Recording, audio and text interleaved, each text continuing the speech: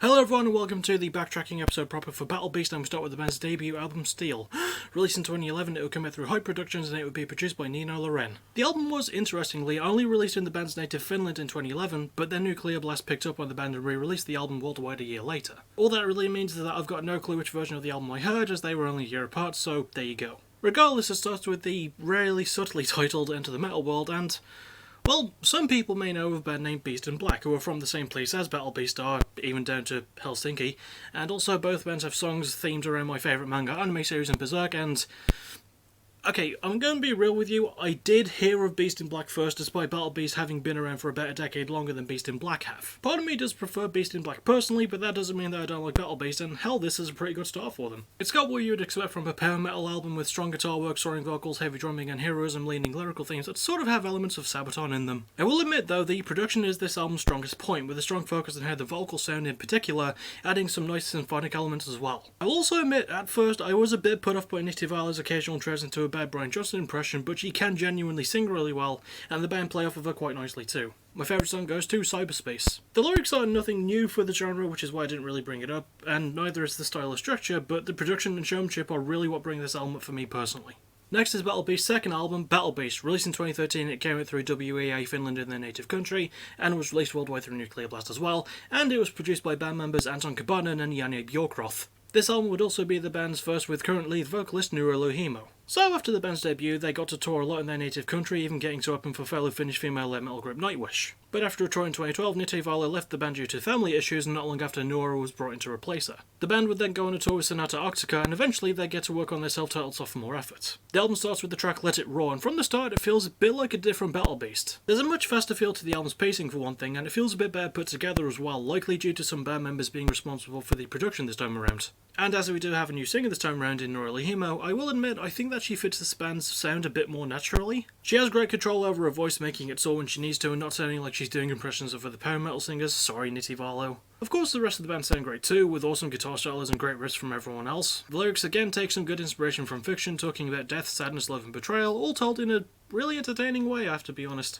My favourite song goes to Kingdom. Battle Beast's sequel is a vast improvement, with the band making the genre feel more their own, and it's got a nice ending to it as well. I actually quite like how it's put together, so yeah, worth a shot this. Next is the band's third album, Unholy Saviour. Released in 2015, it would be released through Just Nuclear Blast Records this time around, and it would be produced by the same people as last time too.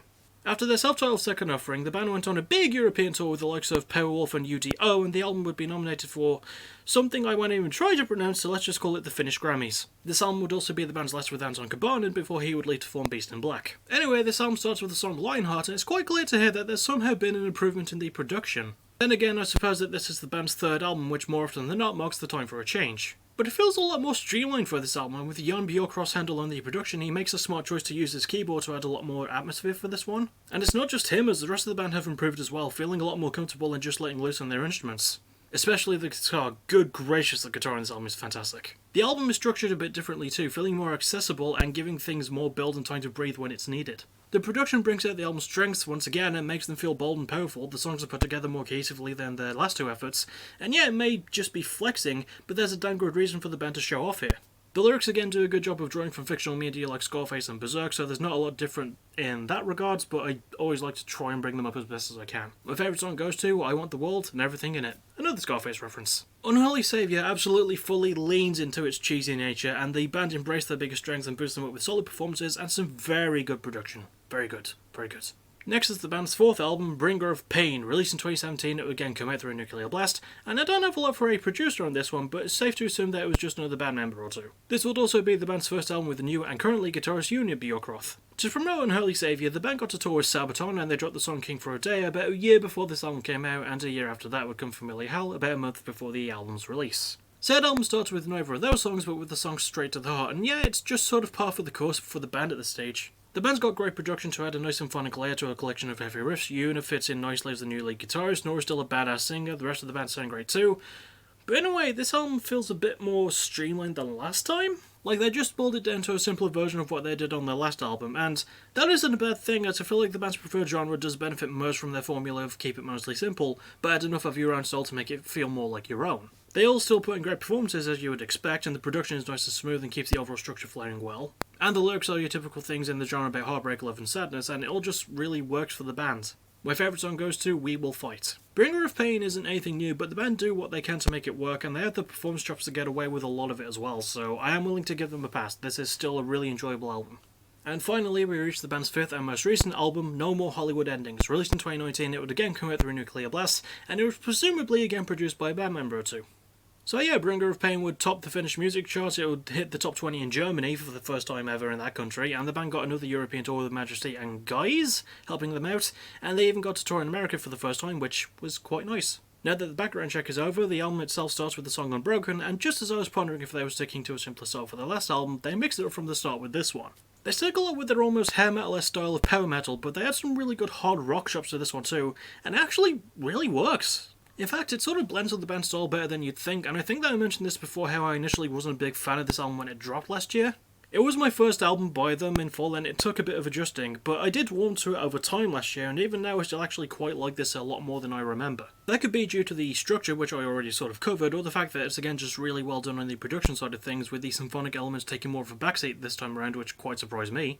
And the band again just leaned into it properly, arguably putting in some of their best work and getting me invested in all of it as well. And there's lyrics again about love, pain and themes of war too, with the band not taking as much inspiration from fictional media, so it makes it feel a bit more original in that regard as well. My favourite song goes to Raise Your Fists. No More Hollywood Endings is another nice addition to a back catalogue which quite surprised me, and it may just tickle your fancy too, as well as possibly tickle something else. So, that's it for this episode. What did you think? Did you get a nice happy Hollywood ending, or did it just bring you a bunch of pain? Feel free to let me know in the comments below. So before I do my signing off and next time shtick, I want to say, yeah, tomorrow night is going to be another PBW episode. I would apologise for no Fight of the Night review yesterday, but there wasn't a Fight of the Night to review, so that's why I did the very brief history video instead. And, yeah, basically I can't really think of a lot else to add, just see you tomorrow night for another PBW stream. But for the next Backtracking episode, I'll be covering as well Netherlands' own Delane. And as always, thank you for watching, you're awesome, bye bye.